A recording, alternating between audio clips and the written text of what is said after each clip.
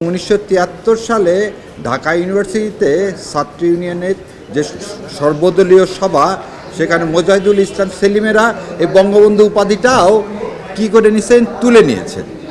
So তাকে যে আপনি জাতির পিতা হঠাৎ করে বানালেন কিসের ভিত্তিতে? সে হতে পারে আওয়ামী লীগের কাছে জাতির পিতা হতে পারে, আওয়ামী লীগের কাছে দেশের মানে বঙ্গবন্ধু হতে পারে, কিন্তু সেটা আপামর জনসাধারণের না। এবং এই জন্যেই এই যে ফ্রড, মানুষের সাথে প্রতারণা, এই প্রতারণার জন্যে এই আইনটা বাতিল হওয়া উচিত। কিন্তু এই আইনের সব কিছু আমি বাতিল চেয়েও দুইটা জিনিস বাতিল চাইনি। একটা হচ্ছে এই আইনের প্রথমেই বিসমিল্লাহির রহমানির রাহিম আছে, তো আমি কোর্টকে বলেছি বিসমিল্লাহির রহমানির রাহিমটা এক্সপান্স করে বাকিটা বাদ হবে।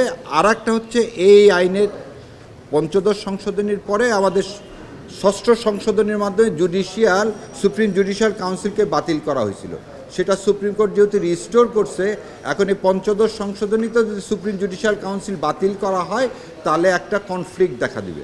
যেহেতু আদালতের রায়ে এই সুপ্রিম জুডিশিয়াল কাউন্সিল গঠন হয়েছে, সো বিসমিল্লাহ আর সুপ্রিম জুডিশিয়াল কাউন্সিল রেখে বাকিটাকে আমি বাতিল করার জন্যে আমি আমার সাবমিশন রেখেছি। প্রভিশনাল কনস্টিটিউশন অর্ডারের আগে প্রোক্লামেশন অফ ইন্ডিপেন্ডেন্ট, এটা দাবি করা হয় ব্যারিস্টার আমিরুল ইসলাম সাহেব ড্রাফট করছে, কিন্তু জ্যাকব হচ্ছে তখনকার যে deputy general, lieutenant general Jacob, তিনি তার বইতে লিখছেন আওয়ামী লীগের তাজউদ্দিন আহমেদকে আমি ডাকছি, ডেকে বললাম তোমরা একটা প্রোক্লামেশন অফ ইন্ডিপেন্ডেন্ট লেখো। তখন তাজউদ্দিন আহমেদ আমাকে বললেন আপনি লিখে দেন। তখন জ্যাকব সাহেব ওটা লিখে তাজউদ্দিন আহমেদকে দেয়। তাজউদ্দিন আহমেদ তখন কলকাতার কয়েকজন লয়ারকে ওটা দেখিয়ে তারপরে 17 তারিখে এটা কি হয়, এটা পাশ করা হয়। এবং 17 তারিখে যে মুজিবনগর যে সরকার, যেটা মেহেরপুর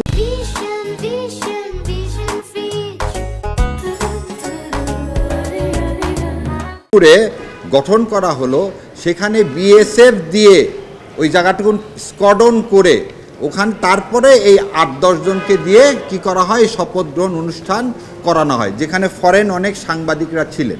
সো সংবিধানে যে কথাটা বলা হলো যে আমরা আমাদের প্রোক্লামেশন বাংলাদেশ আওয়ামী লীগ ড্রাফট করছেন, এটা মিথ্যা কথা, এটা ইন্ডিয়া করছে। দ্বিতীয় কথাটা বলছি যে স্বাধীনতার ঘোষণা সম্পর্কে, স্বাধীনতা ঘোষণা সম্পর্কে একে খন্দকারের বই আর রিমিন তাজউদ্দিন সাহেবের মেয়ে, এই দুইটা বই থেকে দেখালাম যে তাজউদ্দিন সাহেব টেপ রেকর্ডার নিয়ে গেছে, হাতে লিখে নিয়ে গেছে যে আপনি খালি সই করেন, করে একটা মুক্তিযুদ্ধের ঘোষণা দেন। উনি বলছে নাকে তেল দিয়ে ঘুমাও, আমি 27 তারিখে হরতাল ডাকছি। তারপরে যখন জোরাজোরি করছে তখন বলছে তোমরা কি আমাকে দেশদ্রোহী বানিয়ে ফাঁসির কাস্টে ঝুলাবা। এই সব ঘটনা ঘটতেছে 25 তারিখে। তাজউদ্দিন আহমেদ তাকে আরও জিজ্ঞাসা করে যে আপনার অবর্তমানে কে নেতৃত্ব দিবেন। শেখ মুজিবও সেটা বলে না, এবং তাজউদ্দিন আহমেদ খুব কষ্ট পায় যখন দেখে শেখ সাহেবের ওয়াইফ সুটকেসে সব কিছু গুছাইয়ে দিচ্ছেন। কারণ তাদের সাথে কথা হয়েছিল পুরান ঢাকায় একটা বাড়িও ভাড়া নেওয়া হয়েছিল, যেখানে শেখ সাহেব থাকবেন, এনাদের সবার সাথে থেকে যুদ্ধ পরিচালনা করবেন। সো এই যে 7ই মার্চের যে ভাষণ দিয়েছে, ভাষণ যদি কারোর কাছে রেকর্ড থাকে দেখবেন উনি জয় বাংলা জয় পাকিস্তান বলছিলেন। আমাদের কনস্টিটিউশনে জয় পাকিস্তান কথাটা নাই। সো এই যে মিথ্যাচার ইতিহাস নিয়ে এগুলো আমি সব ডকুমেন্ট দেখিয়ে কোর্টকে বললাম যে এই কনস্টিটিউশন সংবিধানের মাধ্যমেও মানুষকে এই ইতিহাসকে এমন করে দেওয়া হচ্ছে যে এখানে আর কারো কোনো অবদান নাই। তাজউদ্দিন থেকে শুরু করে, শেরে বাংলা থেকে শুরু করে, সোহরাওয়ার্দী থেকে শুরু করে, মৌলানা ভাসানী থেকে শুরু করে, আতাউর রহমান থেকে শুরু করে কারো কোনো অবদান নেই। এক অবদান মুক্তিযুদ্ধ শেখ মুজিব। সেখানে আমি ভালো করে বারবার বলছি শেখ মুজিবুর সাহেবের অবদান আছেন, কিন্তু সে অবদানটা কি সেটা ইতিহাস মূল্যায়ন করুক। কিন্তু এই যেভাবে তাকে নবীর জায়গায় নিয়ে যাওয়া হচ্ছে 71 শেখ মুজিব, এই জিনিসটা সম্পূর্ণ মিথ্যা।